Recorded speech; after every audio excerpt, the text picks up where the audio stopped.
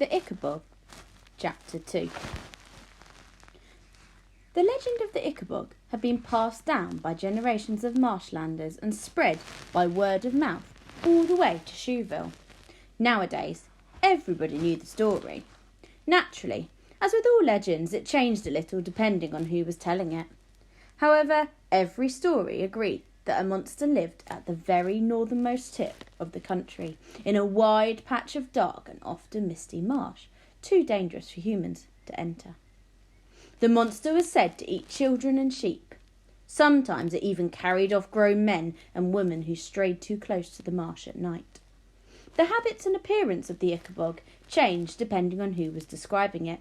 Some made it snake-like, others dragonish or wolf-like. Some said it roared, others that it hissed, and others said that it drifted as silently as the mist that descended on the marsh without warning. The Ickabog, they said, had extraordinary powers. It could imitate the human voice to lure travellers into its clutches. If you tried to kill it, it would mend magically, or else split into two Ickabogs. It could fly, spurt fire, shoot poison. The Ickabog's powers were as great as the imagination of the teller. "Mind you don't leave the garden while I'm working," parents all over the kingdom would tell their children, "or the Ickabog will catch you and eat you all up." And throughout the land, boys and girls played at fighting the Ickabog, tried to frighten each other with the tale of the Ickabog, and even if the story became too convincing, had nightmares about the Ickabog.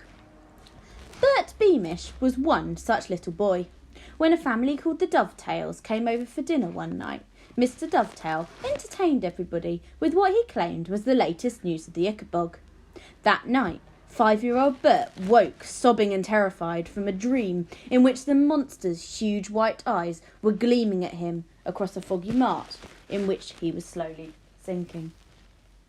"There, there," whispered his mother, who tiptoed into his room with a candle and now rocked him backwards and forwards into her lap. "There is no Ickabog, Bertie. It's just a silly story." "But, Mr. Dovetail said sheep have gone missing," hiccoughed Bert. "So they have," said Mrs. Beamish, "but not because a monster took them. Sheep are foolish creatures. They wander off and get lost in the marsh." "But, Mr. Dovetail said people disappeared too." "Only people who are silly enough to stray onto the marsh at night," said Mrs. Beamish. "Hush now, Bertie. There is no monster." "But, Mr. Dovetail said people heard voices outside their window, and in the morning their chickens were gone."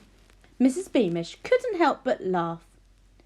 "The voices they heard are ordinary thieves, Bertie. Up in the marshlands they pilfer from each other all the time. It's easier to blame the Ickabog than to admit their neighbours are stealing from them." "Stealing?"